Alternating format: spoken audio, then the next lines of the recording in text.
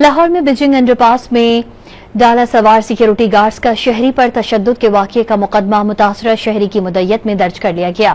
वाक़ये से मुताल्लिक मजीद हक़ाइक़ सामने आ गए।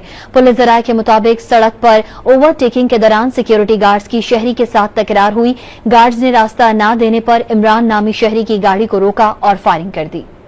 लाहौर में बिजिंग अंडरपास में डाला सवार सिक्योरिटी गार्ड्स का शहरी पर तशद्दुद के वाक़ये का मुकदमा मुतासरा शहरी की मुद्दत में दर्ज कर लिया गया। वाक़ये से मुताल्लिक मजीद हक़ाइक़ सामने आ गए। पुलिस ज़राए के मुताबिक सड़क पर ओवरटेकिंग के दौरान सिक्योरिटी गार्ड्स की शहरी के साथ तकरार हुई। गार्ड्स ने रास्ता न देने पर इमरान नामी शहरी की गाड़ी को रोका और फायरिंग कर दी।